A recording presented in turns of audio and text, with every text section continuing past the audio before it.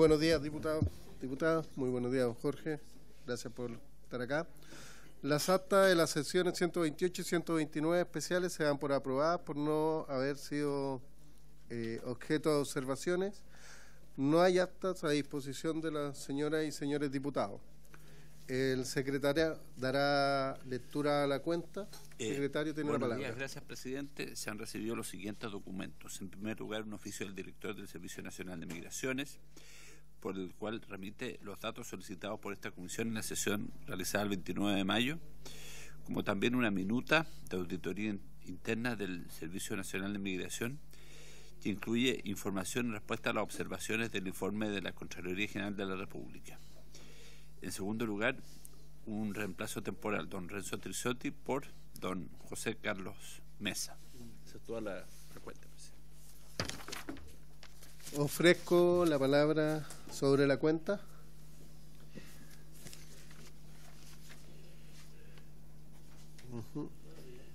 Bueno, entonces pasamos a varios. Ofrezco la palabra por puntos varios. Hola, buenos días, diputado. Yo quiero pedir y adoptar un acuerdo para poder facultar al presidente a tomar la tabla. No sé si... ¿Qué quiere?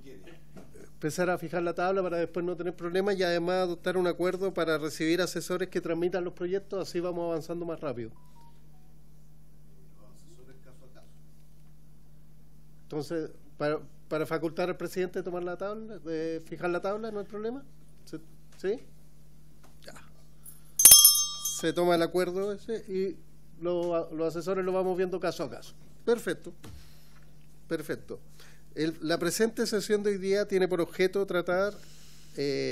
continuar la discusión general de los siguientes proyectos de ley de origen en moción y que cumplen su primer trámite constitucional y reglamentario. Primero modifica la ley 18.575, orgánica constitucional de bases generales de la Administración del Estado con el objeto de establecer una inhabilidad para el ingreso de cargos públicos de cónyuges, parientes de las autoridades que indica el boletín 11.364-06. Habíamos invitado al presidente del Consejo para la Transparencia, señor Bernardo Navarrete Yáñez, a la Contralora General Subrogante de la República, señora Dorothy Pérez Gutiérrez, y al exministro secretario general de la Presidencia, el señor Juan José Osa Santa Cruz. Lamentablemente, ¿se excusaron? Secretario, le doy la palabra, por favor. Se le excursó invitación a todas las personas y autoridades que los integrantes de la comisión propusieron y algunos se excusaron, otros sencillamente no respondieron la invitación, de manera que solamente, digamos, concurrió por este proyecto don Jorge Ramírez en representación de Libertad y Desarrollo. ¿Pero por este proyecto? Sí, por el proyecto respecto del primer punto no llegó nadie. Pero sí tenemos invitada... Para la próxima semana. Para la próxima semana, para este proyecto, la Contralora. Está la Contralora ya confirmada. Y para el suyo también. También. Sí, así es, diputado, que es el de compras públicas. Entonces, el punto A lo vamos a saltar y vamos a pasar al punto B, que modifica la ley 18.603, orgánica constitucional de los partidos políticos, para desincentivar la fragmentación política, regular la participación en los comités parlamentarios y permitir la federación de los partidos políticos, el boletín 15.959-06. Respecto a este proyecto, se invitaron al ex secretario general de la Presidencia, señor Juan José Osa Santa Cruz, quien se excusó, al abogado señor Sebastián Soto Velasco, que él va a venir la próxima semana, a la coordinadora de Asuntos Jurídicos y Legislativos de Libertad y Desarrollo, señora Pilar Atbún, quien ha venido en su representación, el señor Jorge Ramírez, que es cientista político e integrante del programa político del Centro de Investigación, Libertad y Desarrollo. A quien le damos la bienvenida y muchas gracias por estar acá, don Jorge, y le ofrezco la palabra. Bueno, por su intermedio, señor presidente, muchas gracias por la invitación. Obviamente que para para nosotros como Libertad y Desarrollo es muy importante participar de este debate en un contexto en el cual se ha abierto una discusión política respecto de los cambios que son pertinentes realizar a nivel de nuestro régimen político, ¿cierto? Como bien usted decía, este proyecto, esta moción parlamentaria, lo que viene a hacer es desincentivar la fragmentación política, regula la renuncia a los comités parlamentarios y permite el establecimiento de la Federación de Partidos Políticos. A modo general, yo voy a abordar primero una visión general sobre el sistema político, ¿cierto? Para después pasar a establecer una suerte de comentario de mérito respecto del boletín que nos convoca, ¿cierto? Para comenzar, en el ámbito de los antecedentes, primero hay que comprender que la reforma electoral del año 2015 provocó un aumento muy significativo en términos de la fragmentación política en nuestro Congreso Nacional. Es un aumento sin precedente y en particularmente en la Cámara de Diputados, donde sabemos que la magnitud distrital, es decir, entendido como el número de escaños que se asignan por unidad electoral, va entre 3 y 8, y por lo tanto eso ha generado un factor de fragmentación bien significativo respecto de lo que acontece, por ejemplo, en el Senado. Esta proliferación de partidos políticos con representación parlamentaria ha redundado en cierto deterioro de la estabilidad y la gobernabilidad que ofrece nuestro sistema político. Gobernabilidad entendida, por cierto, como aquella capacidad que tienen los presidentes de ser capaces de implementar y ejecutar un programa de gobierno a través del ingreso de mociones de mensajes presidenciales o de la discusión legislativa. La ciencia política había advertido hace muchas décadas la dificultad que representaba la combinación de sistemas electorales de naturaleza proporcional con sistemas políticos, en este caso presidencialistas, como el chileno, ¿ya? En general, los sistemas proporcionales de elección parlamentaria proporcional generan una cierta sinergia positiva con sistemas políticos de naturaleza parlamentaria, ¿ya? Y en general, por contraste, los sistemas presidencialistas tienden a funcionar de manera mucho más eficaz con sistemas de orientación mayoritaria, ¿ya? La fragmentación. ¿Cuál es el origen de la fragmentación? Bueno, la reforma electoral del año 2015 que se aprobó en este Congreso Nacional y que fue ingresada por un mensaje presidencial de la expresidenta Bachelet. Es curioso esto porque si uno va a la historia fidedigna de la ley y revisa ese mensaje presidencial que habilitó la reforma, se establecía, cito comillas, que seguirán existiendo incentivos para que los partidos políticos se agrupen en grandes conglomerados y no se producirá una fragmentación excesiva en la representación política, cierro comillas. Bueno, a la luz de lo hecho, hemos visto que ha acontecido precisamente todo lo contrario, ¿ya? Se ha generado fragmentación política. De hecho, y aquí les voy a mostrar algunas cifras. Por ejemplo, de un promedio de 7 partidos políticos entre el año 89, como ustedes podrán ver en ese gráfico, a el año 2013, estas son las elecciones de diputados, pasamos a, posterior a la reforma electoral del año 2015, a 16 partidos políticos con representación parlamentaria en la Cámara de Diputados y a 21, que esta es la cifra tomada a la fecha de la elección, ¿cierto? Hoy día esa cifra incluso me parece que es un poquito más alta, ¿ya? Entonces hay más de 20 partidos políticos. A lo anterior se suma que hay cerca de 42 diputados o cerca de 40 diputados independientes que no militan en ningún partido político y constituyen a lo menos aritméticamente o numéricamente la bancada más grande de esta corporación.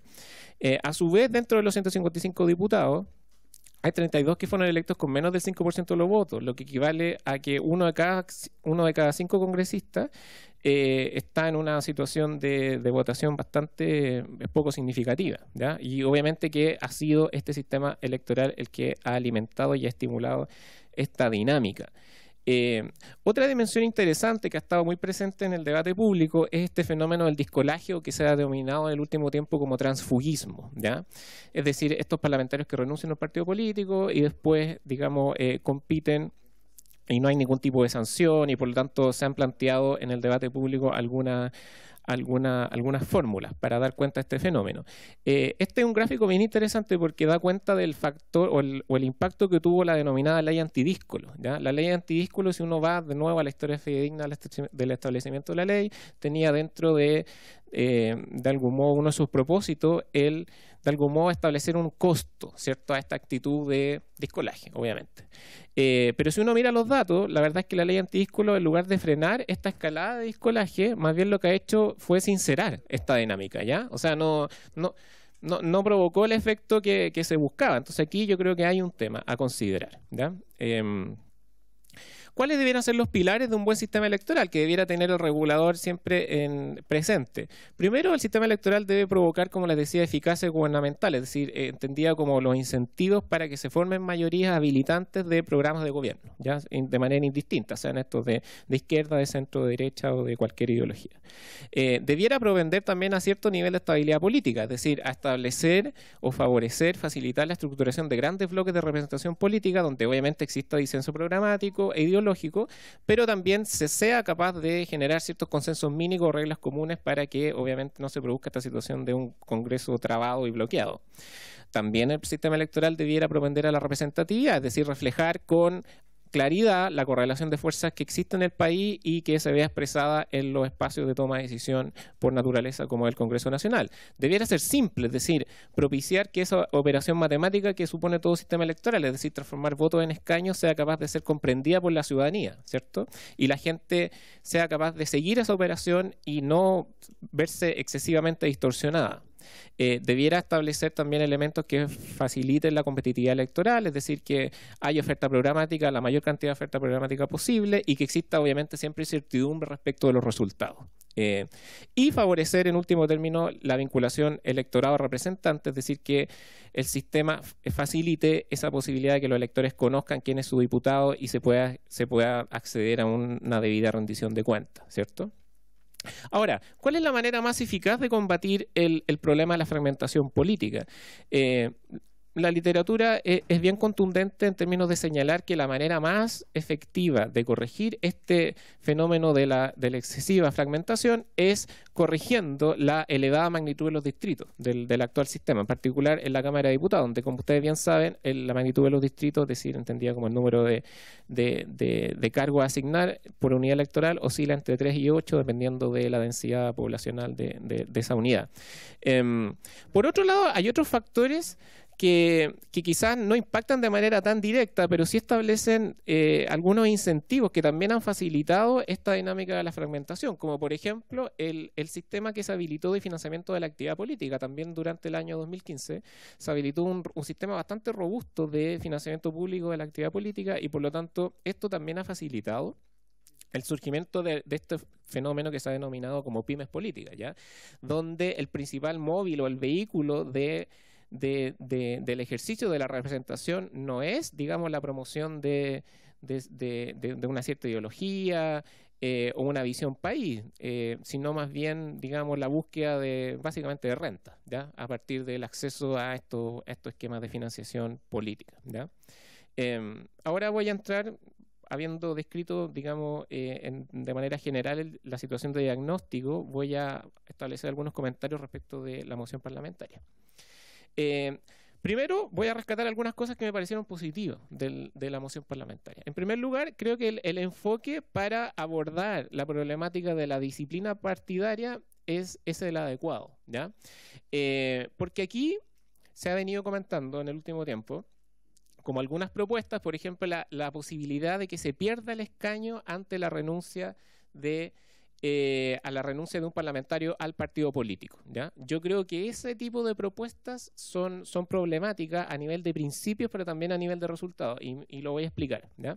A nivel de principios, porque aquí no quiero irme a una discusión quizás de índole más filosófica, pero en Chile tenemos un sistema de listas abiertas, es decir, son personas que votan por personas, ¿ya? Los partidos políticos son mediadores en ese canal de representación, porque los partidos políticos presentan candidaturas, pero los que eligen a las candidaturas obviamente son los electores y votan por una persona, ¿cierto? Por lo tanto, la representación en último término es del electorado.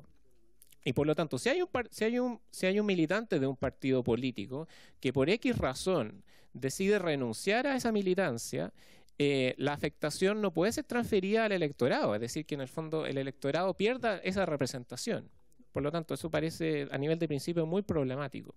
Después también hay problemas a nivel de resultados, porque, por ejemplo, hoy día que estamos hablando en nuestra sociedad de este grave cáncer que representa el crimen organizado.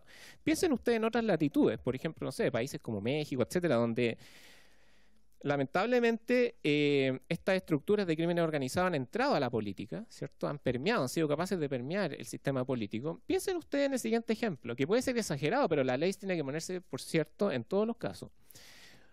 hay un partido político que es cooptado por digamos, una estructura de crimen organizado. Y hay un diputado que fue electo por ese partido político. Bueno, resulta que ese diputado es una persona noble, de buenas intenciones, se da cuenta de que ya es incapaz de ir en contra de esa organización que capturó la dirigencia de ese partido político, y por lo tanto decide renunciar al escaño. O sea, decide renunciar a la militancia, perdón.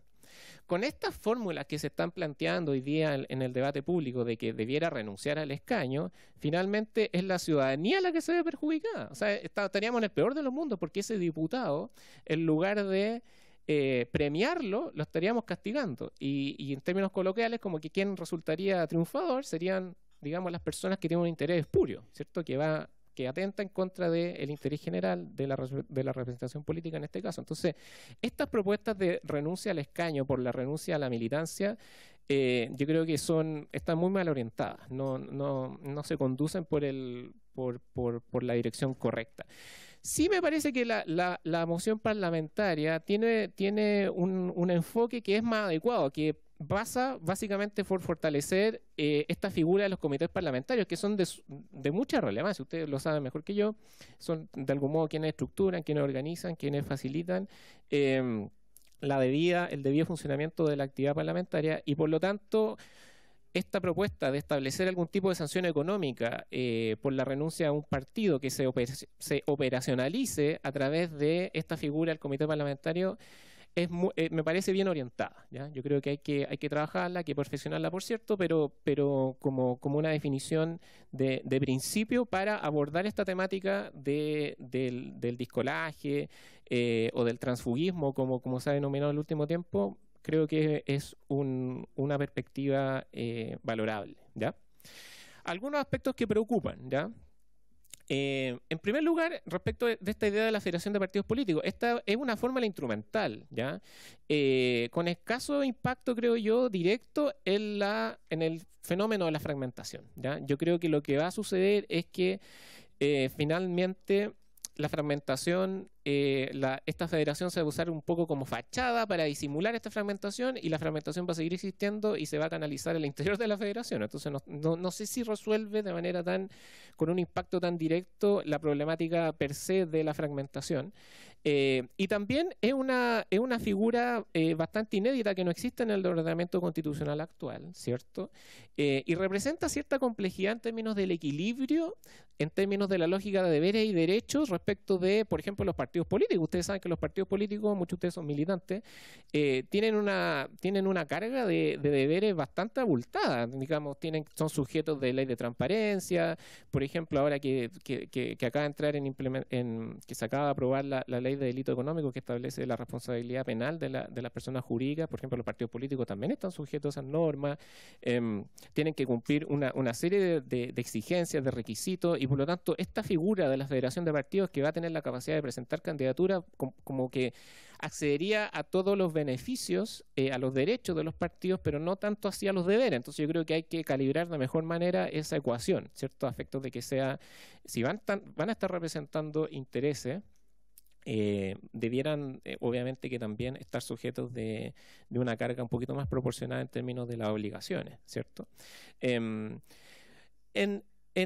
segundo término, creo que se puede producir un problema, que es la petrificación del sistema de partidos, porque la federación lo que está generando es un poco soslayar la dinámica de la disolución de los partidos, ¿cierto? Ustedes saben que hoy día hay una norma que establece la disolución de los partidos, si es que estos no acceden a un determinado porcentaje, que es el 5%, etcétera.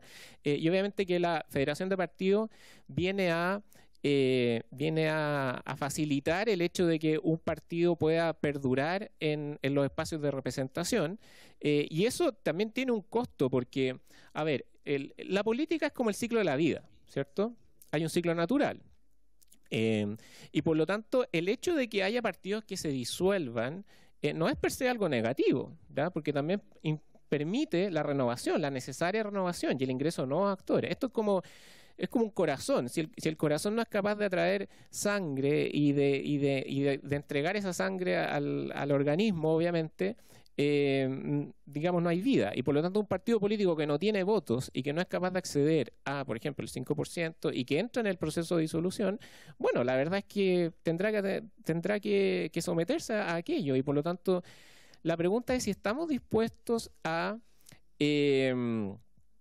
tratar de mantener como con una suerte de respiración artificial a estas agrupaciones partidarias por el hecho de crear esta federación y evitar esa disolución, que insisto, la disolución per se no es mala, porque así como un partido desaparece, habrán otros en su debido momento que aparecerán y serán capaces de articular las demandas ciudadanas y de representar, digamos, los intereses de la ciudadanía.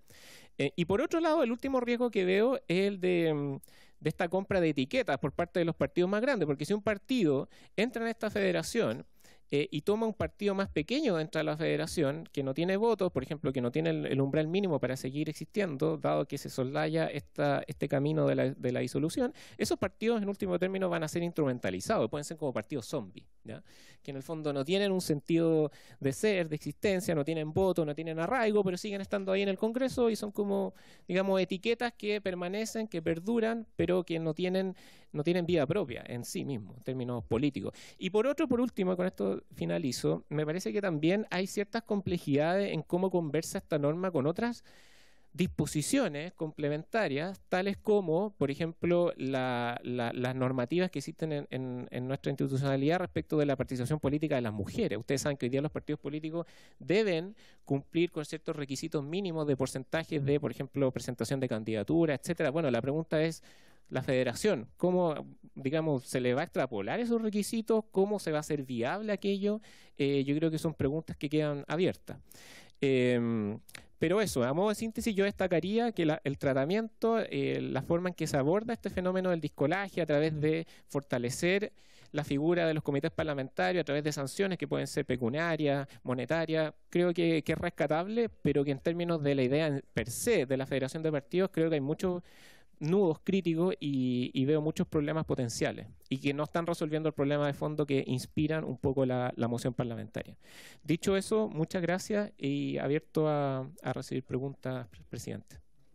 Muchas gracias, don Jorge. Ofrezco la palabra, diputado, si tienen alguna duda, alguna pregunta. Diputado Mulet, tiene la palabra. Bueno, muchas gracias, presidente. Muy buenos días a todos los diputados presentes. No escuché completamente la exposición del señor, pero creo que sin duda el debate es un debate nacional, entretenido. Creo que esa es la idea de la presentación del proyecto de ley fundamentalmente. Pero hay cosas que quiero señalar que me parecen graves, afirmaciones genéricas que hizo y quiero señalarlo, digamos. En primer lugar, que la formación de partidos pequeños a propósito de la ley de financiamiento es un instrumento para captar renta. Eso me parece un insulto, ¿eh? Y lo digo derechamente. Yo formé un partido político con otras personas a partir de esa ley y no lo hicimos precisamente para eso. Lo hicimos como todos los otros partidos, creo yo, con las finalidades propias de los partidos, de manera que no acepto que haga esa afirmación aquí en la comisión. Creo que insulta a mucha gente de manera gratuita, si usted no lo señala con precisión. El problema de la captación de renta en la política más bien la han tenido otros partidos. Y eso la historia lo sabe. De manera que eso lo hago presente. En segundo lugar, respecto a las federaciones, creo que es un tema discutible sin duda, ¿ah? Y usted pone algunos puntos que yo creo que son relevantes en la discusión que hay que hacer en esta materia.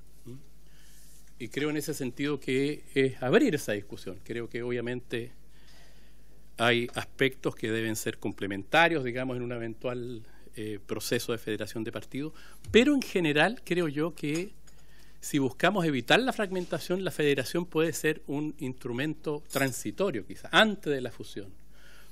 Pensar en un proceso para disminuir la cantidad de partidos donde uno pueda verlo como una situación transitoria, de un periodo presidencial completo, un periodo parlamentario completo y llegar después a la fusión o desaparición, digamos, de los partidos que no logren determinado crecimiento.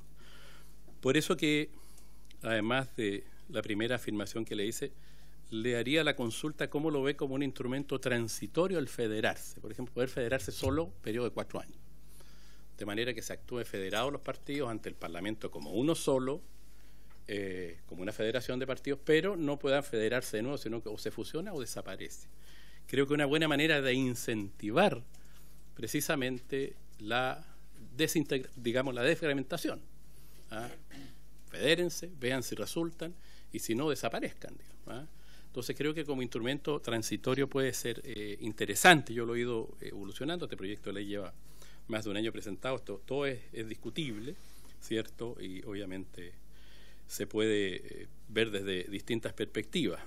Y lo otro es si podría usted profundizar más en esos aspectos positivos a propósito de la norma respecto a darle cierta obligación a los acuerdos de comité, que yo creo que es una buena manera de ir ordenando también los procesos legislativos y las relaciones con el Parlamento, dentro del Parlamento y el Parlamento con el Ejecutivo. Darle grados de obligatoriedad al comité, el comité parlamentario en que cada uno de nosotros formamos parte de uno. De esa manera uno tiene menos diálogo, o sea, menos actores dialogando. El diálogo se debe dar dentro de un comité por razones de orden ideológico, doctrinario, de posición política, ¿cierto? Y, bueno, y ese acuerdo comité ser obligatorio, no en todos los casos, pero en algunos casos. Eso creo que es complejo, pero creo que es una manera que ayuda también a ordenar el sistema parlamentario y la relación del Parlamento con el Ejecutivo. Porque tiene que ver con las órdenes de partido también, que tienen de suyo una complejidad grande, digamos. Entonces, yo señalo esos 3 aspectos porque me parece relevante escucharlo, pero lo de captación de renta, le soy bien honesto, me pareció grave su afirmación en ese tono o de esa magnitud hacerlo de manera genérica, porque creo que está lejos de lo que motiva la creación de un partido político, aunque usted no lo crea. Eso depende de la conciencia de cada uno. Pero creo que la motivación, generalmente lo que he visto yo, es siempre muy loable. Y el otro peligro que yo quiero señalar y pedirle su opinión, porque creo que usted es un experto importante, tiene que ver, y con esto termino, tiene que ver con qué pasa si se cierra el sistema político. O sea, si ponemos estándares tan elevados que es imposible, ¿qué es lo que le gusta a los partidos grandes? Cerrar el espacio, para que no entren competidores, lo digo desde esa lógica. Y en ese sentido, usted lo que hace es mandar a los grupos de presión, que se pueden transformar en partidos políticos, fuera de la política. Entonces los manda a prisionar afuera, los manda fuera del sistema. Yo creo que lo lógico es que el sistema atraiga, permite entrar, y si no surge, si no crece, usted de alguna manera señaló eso, ¿cierto?, que es un ciclo, bueno, salga. Pero hay que permitirle la entrada, porque si no usted lo manda a la calle, lo manda a la protesta, lo manda fuera del sistema político, y eso también tiene un riesgo. Eso nomás, presidente. Gracias. Muchas gracias. Tiene la palabra el diputado Fuenzalía, después el diputado Becker y pasamos a contestar las preguntas y hacemos otra ronda después. Diputado Fuenzalía, tiene la palabra. Presidente. No, primero saludar a nuestro invitado.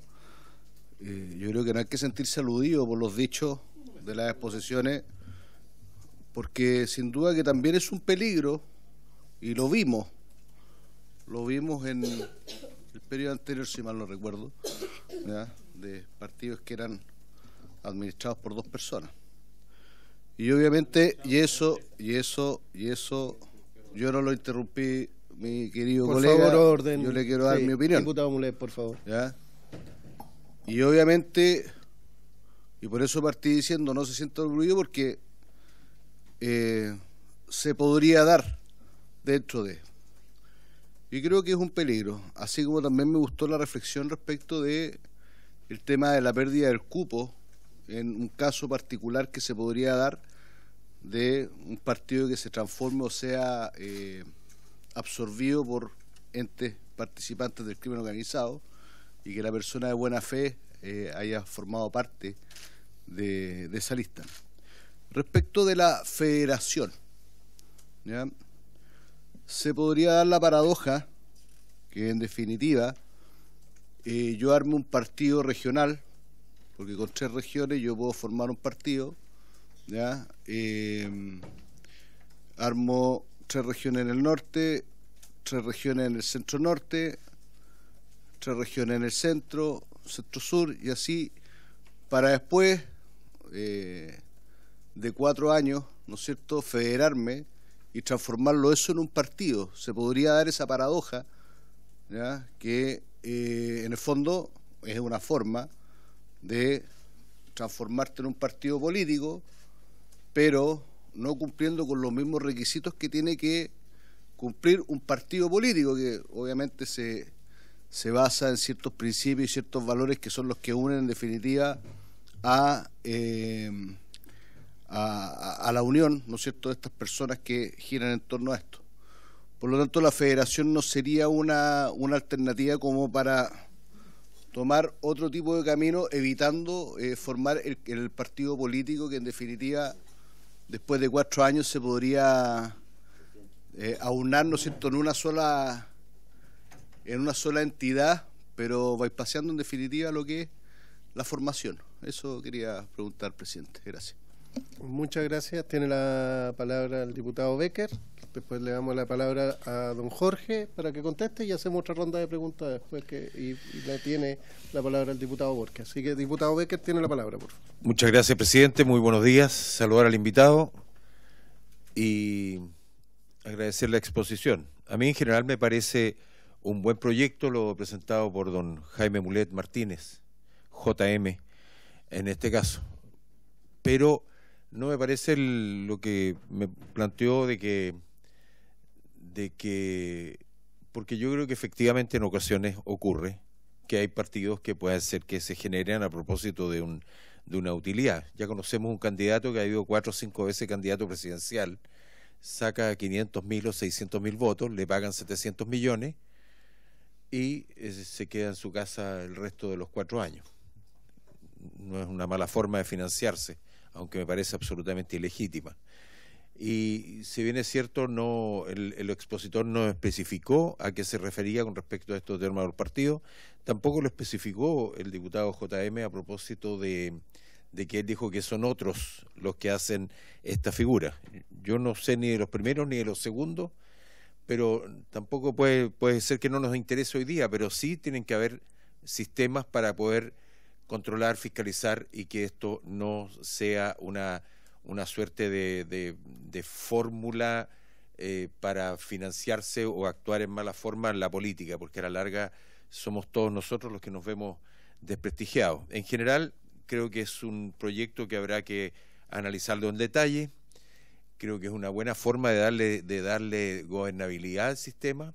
Yo no participé en los congresos anteriores, pero sí lo hizo el diputado Mulet, y creo que él tiene la experiencia también de haber participado en una Cámara de Diputados con menos diputados, pero con conglomerados más afiatados, más organizados, más disciplinados, y que eso le dio gobernabilidad al presidente Aylwin, al presidente Frey, al presidente Lago, a la presidenta Bachelet, y después el tema en los últimos, no sé si son 8 años, probablemente se tendió a desordenar. Y hoy día entonces también, tal como lo mencionaba, y tengo entendido que aparece en el proyecto, hay diputados electos con un 1%, 0,8%. Yo creo que la representatividad en ese caso tiene menos votos que un concejal, con todo el cariño y respeto por los concejales.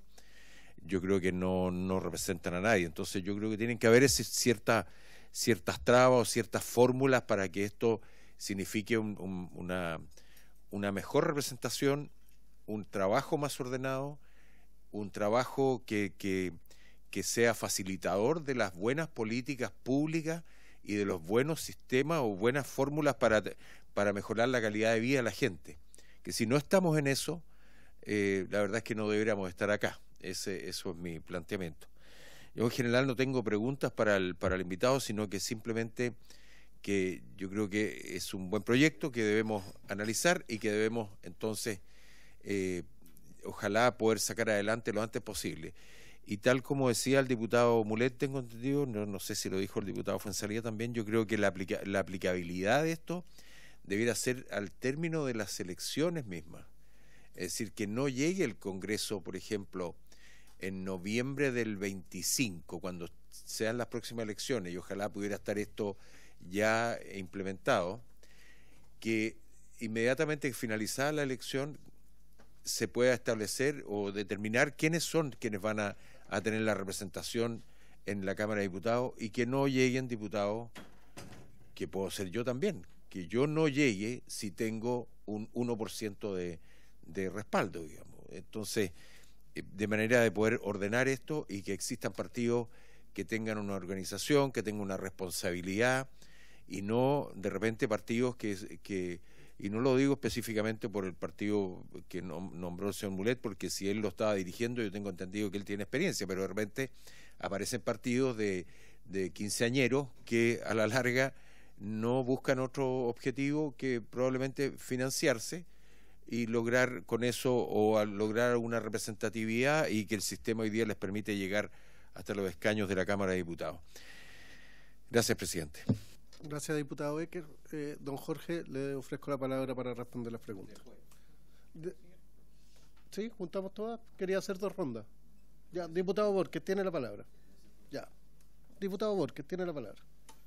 Gracias, presidente. Buenos días, estimados colegas. Yo quiero ingresar al debate porque esto se está viendo el tema parlamentario, pero vemos que hay también elecciones, no solamente para el Parlamento, sino que hay elecciones para core, hay elecciones para concejales. Entonces vamos a ingresar en un espiral de decir qué es lo que es bueno para cada territorio. Yo vengo del archipiélago de Chiloé, que tiene muy poco votante, que tengo un distrito que es mucho más amplio, donde tengo una capital que es Puerto Montt, pero que los chilotes quieren tener un representante. Salga con el porcentaje que salga, pero quieren tener a alguien que represente lo que quiere plantear ese parlamentario, en este caso, de su distrito. Entonces, ¿qué es lo que va a pasar con esto? Vuelvo a insistir que quiero ingresar en el debate, que en la Cámara de Diputados al final van a estar puros parlamentarios de capitales regionales y van a pasar a ser partidos territoriales. Entonces yo no voy a tener ninguna capacidad de que por el porcentaje, porque puede ser que estratégicamente el porcentaje dé para que ese partido político tenga un representante de la capital y de un pueblo pequeño, porque aquí hay también diputados que sacan, que vienen de comunidades no tan grandes y que ingresan al Parlamento. Entonces, esa es una premisa que yo quiero plantear. Lo primordial también es ver dónde funciona este sistema. Si es un sistema que lo han replicado en otros países y da resultados, para que digamos que no existan representantes con menos votos, lo quiero plantear. Me digan, esta es la figura que podemos buscar como ejemplo, no lo sé. Pero yo lo que quiero decir igual es que si hacemos el cambio aquí, también lo deberíamos hacer en los consejos municipales. Decir que por qué sale un candidato independiente. Entonces le empezamos a dar no sé si un mal ejemplo, pero si es que queremos cambiar solamente en el Congreso, también tenemos que ver lo que pasa con los proporcionales en las otras candidaturas. En el core también entonces tendríamos que decir que en los cores, en los consejos regionales, tendrían que haber 3 partidos. 4 partidos, no sé. Porque yo estoy hablando aquí de los porcentajes de los 155, pero en un core que son 20, ¿cómo se distribuye ahí? Y vuelvo a insistir en que los territorios pequeños a veces tienen un representante que saca poco porcentaje, pero representa a su territorio. Gracias, presidente. Gracias, diputado. Yo quiero complementar un poquito y aprovechando ya que pensaba hacer 2 rondas de preguntas, pero para bombardearlo un poquito con preguntas. A mí me preocupa el tema que menciona usted de los partidos pymes por la ley de financiamiento de partidos políticos. ¿cómo podemos evitar que existan, yo no estoy diciendo que hoy día existan esos partidos pymes, pero se puede dar, y se puede dar que sean partidos solamente, y que incluso es más, que sean partidos políticos que sean secuestrados por 2 o 3 personas, y que ese partido político al final se castiga toda la representación, y en realidad los culpables son 2 o 3 personas, y no tenéis como un mecanismo de sacarlo, ya sea por la ley de partidos políticos que no se lo tomaron el partido, y al final tú no puedes hacer nada. O sea, de hecho, tenemos partidos políticos hoy día que se han presentado demandas, querellas. De hecho, sin ir muy lejos, yo venía de un partido político en el cual hoy día está demandado, que es el Partido de la Gente. Y demandado por una diputada que es militante del Partido de la Gente. Entonces, en ese sentido, ¿cómo podemos evitar? Y yo creo que el debate es bueno, yo creo que hay que dar este debate, creo que es interesante. Estoy de acuerdo que quizás no es la prioridad número 1 de la gente, pero sí yo creo que hay que dar un debate de la fragmentación de los partidos políticos y cómo darle gobernabilidad. Entonces, mi pregunta va a cómo fiscalizamos o cómo evitamos que ciertos partidos políticos sean más un negocio que un partido político como tal. Don Jorge, tiene la palabra. Bueno, por su intermedio, señor presidente, muchas gracias por las preguntas. Muchas son bastante interesantes y veo también muchos vasos comunicantes entre ellas, así que voy a tratar de agruparla. Respecto a lo que plantea el diputado Mulet de la Federación de Partidos, entendido como un camino de transitoriedad hacia un sistema más perfectible, yo creo que uno de los grandes problemas de la forma en que se han abordado las reformas políticas en Chile es que éstas han adolecido de un enfoque sistémico, ¿no? Como que vamos parchando un poco el sistema sobre la marcha, ya incorporamos una disposición por aquí, otra por allá, y muchas veces estas son incoherentes entre sí o generan, digamos, sinergias que no son del todo positivas, sino que más bien negativas, y el comentario respecto de las pymes políticas iba en el contexto, por su intermedio, presidente, diputado Mulet, de obviamente los efectos no esperados, las consecuencias no esperadas. Yo no soy nadie para venir a apuntar con el dedo, no, menos en esta corporación, así que quizás se malinterpretó, pero el espíritu del comentario nunca fue ese. Siempre entender que toda reforma, toda disposición, sobre todo en estos temas que son tan relevantes, tan de detalle, pueden generar efectos no esperados, como el ejemplo que también establecí respecto de esta idea que a priori parece como que hace sentido a mucha gente de que, bueno, si un parlamentario renuncia a su condición de militancia, bueno, que pierda el escaño, pero es que también hay que ponerse en el otro caso. Supongamos un partido que es cooptado por el crimen organizado y ese diputado quiere de buena fe, digamos, alejarse, pero no perder la representación de su electorado. Entonces, yo creo que siempre hay que entender y propender a un enfoque sistémico, y por lo tanto, yo en lugar quizás de abultar el sistema con una carga de normas que apunten hacia una transitoriedad, yo creo que debiéramos darnos un espacio de reflexión como sociedad en su conjunto para repensar los incentivos y las directrices que van a guiar este proceso de reforma para que tengamos, digamos, efectos que se correspondan a la realidad, porque ya vimos que, por ejemplo, la reforma del 2015 no ha cumplido a cabalidad los objetivos que inspiraron el espíritu de esa norma.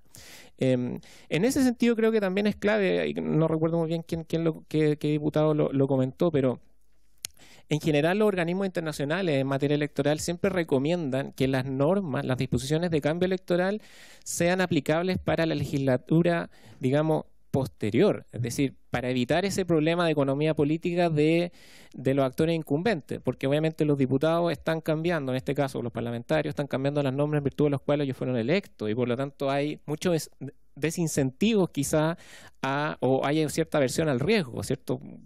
Los parlamentarios muchas veces no quieren cambiar el dibujo de los distritos, no quieren cambiar obviamente las normas por las cuales ellos fueron nominados, y por lo tanto lo que se recomienda es que toda implementación, toda aplicación de la norma sea para la legislatura inmediatamente sucesiva, a efectos de evitar ese problema de conflicto de interés potencial, ¿cierto? Y yo vuelvo a rescatar la forma en que se aborda el fenómeno del discolaje respecto de fortalecer los acuerdos de comité, como planteó el diputado Mulet. Ustedes bien lo saben, los comités parlamentarios yo creo que hay que robustecerlos, hay que darle mayor relevancia, porque en el fondo en el día a día son claves, son los que estructuran, organizan, sistematizan el trabajo legislativo, y por lo tanto, ante la opción de hacerse cargo del problema del discolaje, el transfugismo a través de estas fórmulas como efectistas de la pérdida del escaño, me parece que la manera mucho más responsable, sistémica, que da cuenta de un anclaje, de un conocimiento en la realidad de la labor parlamentaria, la figura del comité hay que fortalecerla.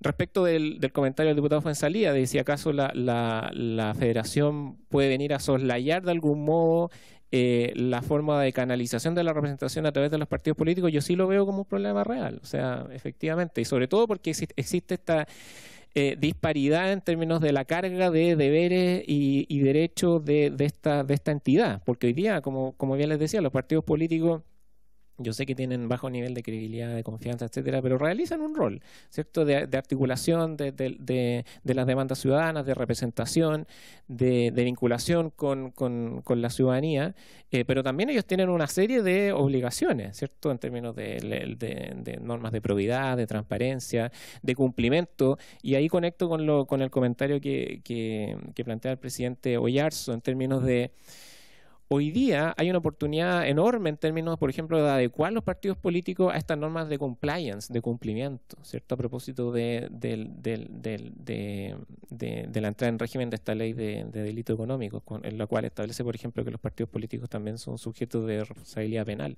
Yo creo que ahí hay una ventana de oportunidad muy valiosa en términos de robustecer estas normas de cumplimiento, de que los partidos sean proactivos, ¿cierto? En términos de elevar sus estándares de, obviamente, democracia interna, transparencia, contabilidad, etcétera, que hoy día el CERVEL obviamente impone ciertos mínimos, cierto estándar, pero obviamente uno esperaría que los partidos políticos digamos, dieran el ejemplo y fueran un poquito más allá. Y cierro con la reflexión del diputado Borges, que me parece que es muy legítima, respecto de estos de la economía política dentro de la unidad territorial, ¿cierto? Porque obviamente cuando hay megadistritos, recordemos que en Chile había, con el sistema anterior, el sistema binominal, habían 60 distritos, ¿cierto? De 120 parlamentarios, cada distrito asignaba 2 escaños. Pasamos a un universo de 28 distritos, por lo tanto, hoy día los distritos son efectivamente más grandes, pero eso conlleva a que se produzca una heterogeneidad muy brutal, sobre todo en regiones, ¿cierto? Entre capitales regionales o grandes ciudades que concentran un número significativo de habitantes, de población, y por lo tanto para el candidato muchas veces, en términos, vuelve a la economía política, es mucho más efectivo, por ejemplo, incluso desentenderse de las localidades más pequeñas, y por lo tanto eso genera de manera inevitable cierto deterioro de la representación política, ¿ya? Y por eso yo creo que es clave repensar nuestro sistema de distritaje para avanzar hacia distritos más pequeños, porque el distrito más pequeño lo que permite es que, volviendo a los principios que yo les puse en la presentación, ese vínculo entre el representante y el electorado sea mucho más efectivo, ¿cierto? Porque el electorado es capaz de conocer, de ver a su representante y estar más cerca de los problemas reales de la gente, ¿cierto? Porque si el parlamentario nunca va a la zona austral, al distrito, a la ciudad periférica, obviamente que la representación política no se va a poder canalizar de la manera más idónea. Y yo creo que esa es otra consecuencia no esperada de un mal diseño en términos de la concepción de la reforma electoral. Muchas gracias, don Jorge. Ofrezco la palabra, diputados, diputadas. Yo quiero la última pregunta para ir cerrando, don Jorge. ¿Usted considera que el número de, ya sea senadores, como el número de diputados, hay que reducirlo, hay que mantenerlo, hay que disminuirlo en este cambio del sistema político eventual? ¿Usted, cuál es su opinión al respecto, como experto? Bueno, para ser honesto, en ciencia política se habla mucho de una fórmula de la raíz cúbica de la población, ¿ya? Y si uno hace el cálculo, digamos, para Chile, incluso Chile estaría un poquito por debajo, ¿ya? Lo cual nos llevaría a pensar que quizás necesitaríamos más parlamentarios. Yo creo, no estoy de acuerdo con esa aseveración, ¿ya? Pero estoy transparentando los argumentos a efectos de ser lo más honesto posible intelectualmente. Yo creo que el camino es una readecuación de los distritos, ¿ya? Y ahí hay dos opciones. O el stock de 155 escaños, redistribuirlo en términos del real peso poblacional. El CERVEL tenía que hacer una actualización, finalmente esa actualización no se hizo operativa, ¿ya? Porque hoy día hay, digámoslo con sinceridad, hay aberraciones aritméticas, digamos, porque hay distritos que están sobre representados respecto de otros, ¿cierto? No voy a entrar en detalle, pero todos sabemos que eso es así, es un hecho de la causa, y por lo tanto me parece que eso atenta incluso contra la noción de justicia electoral, porque sabemos que la democracia funciona sobre la base del principio rector de un elector, un voto, y si hay unidades electorales que están sobre representadas en desmedro de otras, como por ejemplo el distrito de Maipú, que es uno de los distritos más poblados de Chile y que está claramente desfavorecido en esa lógica, yo creo que hay que hacerse cargo. Entonces, un camino sería o tomar los 155, pero readecuarlo sobre la base de un criterio objetivo de justicia electoral, o pensar en una disminución del número de parlamentarios. La pregunta es, cuando se pasó de 120 a 155, ¿mejoró la calidad de la política? ¿Mejoró la representación parlamentaria? Yo creo que a lo menos no tenemos evidencia de que ello se haya producido. Quizás habría que encontrar la evidencia contraria para validar de que se produjo un deterioro, una afectación. No sé si con eso respondo a la pregunta. Sí, tiene la palabra don Jaime. Vamos a ir cerrando ya un poco, pero por favor. Aprovechar y hacer una consulta al señor. El cientista político Uneus ha escrito algunas columnas que he leído, Carlos Uneus, que usted tiene que conocer obviamente, que el problema no es la fragmentación, no sé si lo ha leído. Él dice, el problema es que los partidos más grandes no se ponen de acuerdo. De alguna manera señala eso, digámoslo, simplifico la argumentación. Y pone otro foco frente al problema que tenemos hoy día, que hemos, o por lo menos quienes firmamos este proyecto de ley, buscamos de alguna manera avanzar. Entonces quiero pedirle la opinión sobre eso. Y lo otro, yo entiendo, y esta es una afirmación, si usted quiere opina, que para tratar de provocar un acuerdo y perfeccionar el sistema actual que está en crisis, sin lugar a duda, veo dificultoso en este tiempo alterar la cantidad de parlamentarios o hacer un redistritaje, porque eso produce efectos redistributivos, digamos, donde algunos partidos se puedan beneficiar y otros no beneficiar. Entonces, desde el punto de vista de la práctica, de lo práctico o de lo posible, más bien dicho, da la impresión que hoy día meterse en el tema del redistritaje o cambio de número parlamentario genera dificultades, digamos, en este momento de la política. Hay todo un esfuerzo que hizo la Constituyente 1, la Constituyente 2, propuestas, etcétera. Pero me interesa, a propósito, desde la ciencia política, la opinión respecto de la que ha dado Carlos Uneus en el sentido de responsabilizar a los partidos de su incapacidad, a los partidos grandes, de llegar a acuerdos, digamos, y evitar de esa manera la fragmentación. Eso es lo que le pregunto. Gracias. Don Jorge, tiene la palabra. Sí, por su intermedio, señor presidente, para responder a la pregunta del diputado Mulet. Bueno, obviamente que estamos hablando de ciencias sociales, de un fenómeno complejo que es multifactorial, ¿cierto? Pero hay una cuestión también matemática que no hay que desconocer. Los sistemas electorales son fórmulas matemáticas que, como bien he explicado, lo que hacen es básicamente transformar votos en escaños a través de fórmulas, ¿cierto? Y por lo tanto, cuando uno pasa de un sistema de proporcional con efectos mayoritarios, como era el sistema binominal, que no es un sistema proporcional, como que la gente tiende a olvidar eso. Era probablemente uno de los menos proporcionales dentro de la amplia gama de los sistemas proporcionales, pero era un sistema proporcional con fórmula de asignación de escaño a través del método D'Hondt. Y se aumenta la magnitud de distrito a 8 por una cuestión de mera aritmética electoral. En el sistema anterior, el umbral de acceso de votación mínima para acceder al escaño era del 33,3%. Era lo que matemáticamente, digamos, si un candidato obtenía el 33,3%, aseguraba aritméticamente su acceso a la representación. Hoy día en los distritos más grandes, por ejemplo los de 8, ese umbral ha caído por debajo incluso del 10%. Entonces, matemáticamente per se, este sistema propende a mayores niveles de fragmentación. Negar aquello sería como negar las reglas de la física, digamos. O sea, eso es así. Ahora, ¿cuánto pesa el factor sistema electoral en la amplia temática de la fragmentación, de la falta de disciplina, de la calidad de la política, ese es otro debate, y me parece que la reflexión de Carlos Uneo se orienta un poco a ese foco, ¿cierto? Obviamente que también hay otros factores que han contribuido a acelerar este proceso de deterioro de la actividad política, de la falta de eficacia gubernamental, del discolaje, etcétera, pero obviamente también el sistema electoral proporcional ha generado más proporcionalidad, y esa proporcionalidad se ha canalizado bajo la forma de fragmentación, que es lo que uno debiera evitar, ¿cierto? Pero yo creo que no hay que desestimar el factor matemático electoral en términos de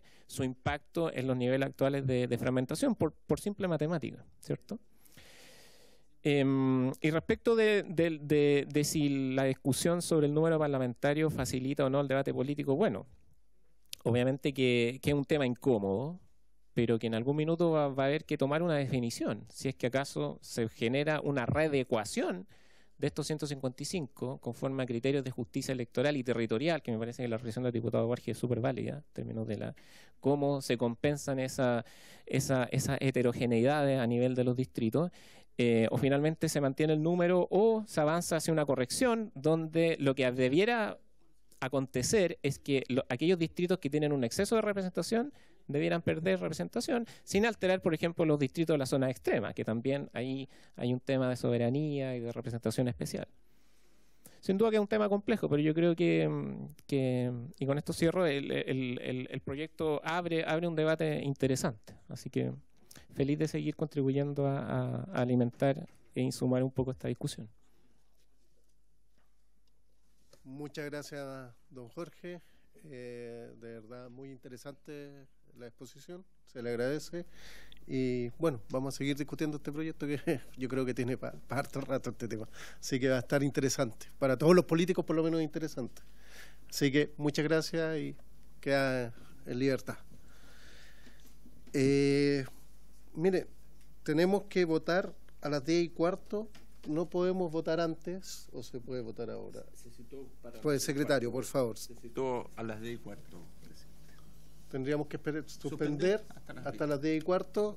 Les recuerdo, sí, a los diputados, porque voy a, como ya se dio la autorización y el acuerdo sobre fijar la tabla, vamos a hacer sesiones especiales para fácil despacho, pero me gustaría que pongan también proyectos ustedes para en tabla para que trabajemos esos proyectos con sesiones especiales, pero además vamos a hacer una tabla con fácil despacho para ir despachando más proyectos, en el cual van a ser básicamente proyectos de nacionalidad y ese tipo de proyectos que va a ser fácil despacho y rápido. Así que vamos a suspender la sesión hasta las 10:15 para venir a votar en general el proyecto misceláneo de migración. Muchas gracias. Se suspende la sesión. Sí.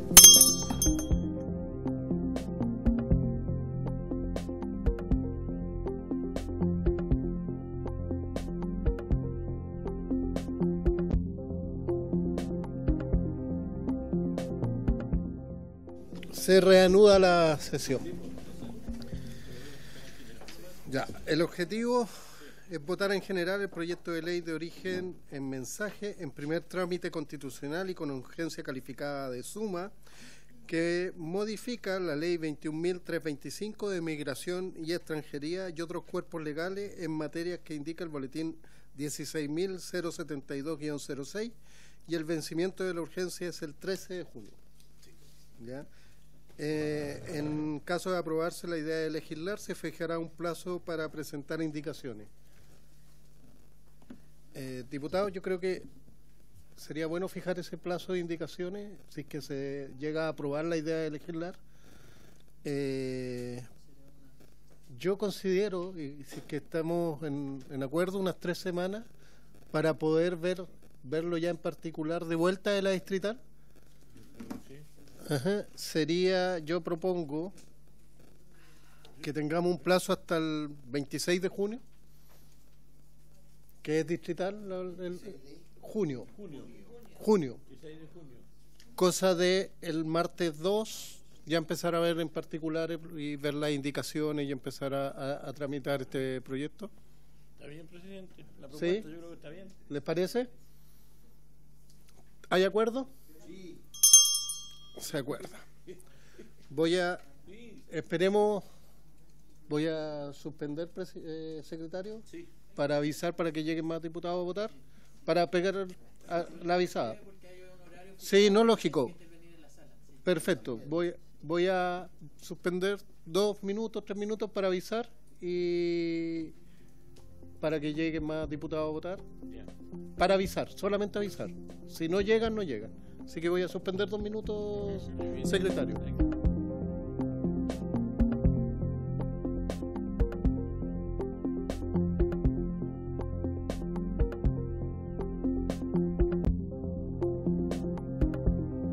Suma que modifica la ley 21.325 de migración y extranjería y otros cuerpos legales en materia que indica el boletín 16.072-06 con vencimiento de urgencia el 13 de junio. Fijamos que se van a mandar indicaciones hasta el 26 de junio, el día miércoles 26, cosa de el martes 2 de julio empezar a ver en particular si que llega a aprobarse en general este proyecto de ley. Así que tomemos la votación, ¿Cómo no? secretario, por Sí. favor. Votación general, entonces. Diputada Danisa Astudillo. Diputado Miguel Becker. A favor, señor secretario. Diputado Bernardo Berger. A favor, señor secretario. Diputado don Fernando Borges. A favor, señor secretario. Diputado Juan Fuensalida. Llegó, pero... A favor. Diputado Cosme Mellado. Diputado Renzo Trisotti. Quería fundamentar. Sí. A ver, lo primero, quiero valorar que se hayan considerado varios de los problemas que se han ido levantando en esta misma comisión respecto de la realidad migratoria. Valorar el aumento en las sanciones de ingresos irregulares, el aumento de los requisitos para optar a cartas de nacionalización y tanto de residencias definitivas como temporales. También aumentar el catálogo para poder establecer el rechazo respecto tanto de una nacionalización como las residencias definitivas y temporales. El aumento también en el catálogo de delitos y las circunstancias que se van a considerar para poder expulsar, las multas para quien transporta en el interior de nuestro país a migrantes irregulares. Y por supuesto que tenemos algunas aprensiones respecto al tratamiento de los menores, pero creo que es un enorme avance. Sí creo que es importante también que el Ejecutivo entienda lo que queda de tramitación, de que nos tenemos que hacer cargo de las dificultades que hoy día tenemos para poder expulsar y que quedaron de manifiesto el día de ayer por parte del propio Director Nacional de Extranjería e Inmigración. Por lo tanto, mi voto es a favor. Diputada Camila Musante. Diputada Joana Pérez. A favor, secretario. Diputada Catalina Pérez. Diputado don Matías Ramírez. Diputada Carolina Tello. A favor, secretario, gracias. Presidente. A favor, secretario. Resultado de la votación. 10 a favor, no hay votos en contra ni abstenciones. Aprobado por unanimidad. La idea es clara. Perfecto. Con esto, Estamos listos. bueno. Entonces tenemos hasta el 26 para colocar indicaciones de este proyecto y por haberse cumplido con el objeto de la presente sesión, esta se levanta. Gracias, diputado.